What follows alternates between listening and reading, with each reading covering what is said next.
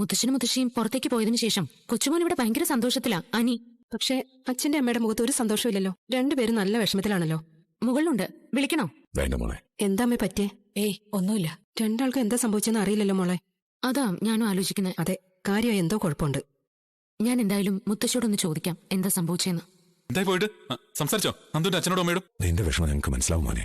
പക്ഷേ ഇവിടെ ഇനി ഒരു കാരണവശാലും നീ പരിധി വിട്ടൊന്നും ചെയ്യരുത്. ഗോവിന്ദനും കനകയുവ നന്ദുവിനെ നല്ല രീതിയിൽ വളർത്തിയത്. സ്വന്തം അച്ഛനമ്മമാർക്ക് മക്കളെക്കുറിച്ച് ഒരുപാട് സ്വപ്നങ്ങളുണ്ട്, പ്രതീക്ഷകളുണ്ട്. അവർ അതിനനുസരിച്ചിട്ട് അവരുടെ മകളുടെ ഭാവി തീരുമാനിച്ചോട്ടെ. മുത്തശ്ശ, നന്ദുന് എന്നെ വലിയ ഇഷ്ടമാ. അത് മോൻ പറഞ്ഞത് വളരെ ശരിയാ. അതുകൊണ്ട് തന്നെ നന്ദുവിനെ ഞങ്ങൾ കാര്യങ്ങൾ പറഞ്ഞു മനസ്സിലാക്കി. അപ്പൊ എന്നെ ഇഷ്ടപ്പെടുന്ന നന്ദുവിനെ പറഞ്ഞു തിരുത്താനാണോ നിങ്ങൾ രണ്ടുപേരും കൂടെ ഇപ്പൊ പോയത്? ഞങ്ങൾ എപ്പോഴും ഞങ്ങളുടെ ഭാഗം മാത്രം ചിന്തിക്കുന്ന കൂട്ടത്തിലല്ല.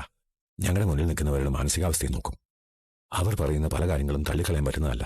അതുകൊണ്ടാണ് ഒരു വാക്ക് തർക്കത്തിന് നിൽക്കാതിരുന്നത്. ഇനിയും നീയും നന്ദുവും തമ്മിൽ ഒരുമിക്കുന്നതിൽ ഞങ്ങൾ എതിരല്ല. സമാധാനമായിട്ട് ജീവിക്കല്ലേ വേണ്ടത്. മുത്തശ്ശനോടും മുത്തശ്ശിയോടും കാര്യങ്ങൾ തിരക്കാനാ ഞാൻ ഇങ്ങോട്ട് വന്നത്. പക്ഷേ അറിയേണ്ടതെല്ലാം ഞാൻ അറിഞ്ഞു. അനിയോട് സംസാരിച്ചതൊക്കെ ഞാൻ കേട്ടു. നിങ്ങൾക്ക് പിന്നാലെ ഇനി നന്ദുവും കൂടി ഇങ്ങോട്ട് വരണ്ട മുത്തശ്ശി. നേരത്തെ നന്ദു അനിയും തമ്മിൽ ഇത്രത്തോളം ഇഷ്ടമുണ്ടെന്ന് ഞങ്ങൾ അറിഞ്ഞില്ല.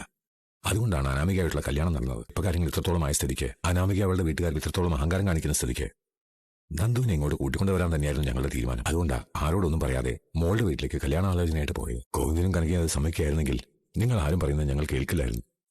ഈ വിവാഹം ഉറപ്പിച്ചേനെ. പക്ഷേ അവർ ശക്തമായിട്ട് എതിർത്തു. അങ്ങനെ ഇഷ്ടമൊന്നുമില്ല മുത്തശ്ശി.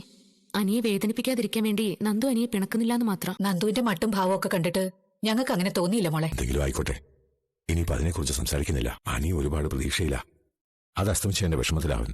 അതുകൊണ്ട് നിങ്ങൾക്കൊക്കെ സമാധാനിപ്പിക്കാൻ പറ്റുമെങ്കിൽ സമാധാനിപ്പിക്കും. അവന്റെ സന്തോഷമെല്ലാം ഒറ്റ നിമിഷം കൊണ്ടാണല്ലോ ഇല്ലാതായത്. നമുക്ക് എന്ത് ചെയ്യാൻ പറ്റും? നമ്മളെ കൊണ്ട് ചെയ്യാൻ പറ്റുന്നതെല്ലാം നമ്മൾ ചെയ്തില്ലേ? ഞങ്ങൾക്ക് നന്ദുവിനെ ഇങ്ങോട്ട് കൊണ്ടുവരുന്നതിനോട് താല്പര്യമൊന്നുമില്ല. പിന്നെ എന്തിനാ വീണ്ടും വീണ്ടും അനി അതിലേക്ക് തന്നെ പോകുന്നേ? കാര്യമൊക്കെ ശരിയാ. പക്ഷേ ഇനി ആരും എന്നെ മറ്റൊരു കല്യാണത്തിന് നിർബന്ധിക്കണ്ട. അതിന് എന്നെ കൊണ്ട് പറ്റില്ല. എടാ, അതെന്തെങ്കിലും ആവട്ടെ. പക്ഷേ ഒരു കാരണവശാലും നീ നന്ദുവിന്റെ ഭാവിക്കൊരു തടസ്സമാവരുത്. നന്ദുവിനിപ്പം നല്ലൊരു ആലോചന നടക്കുക.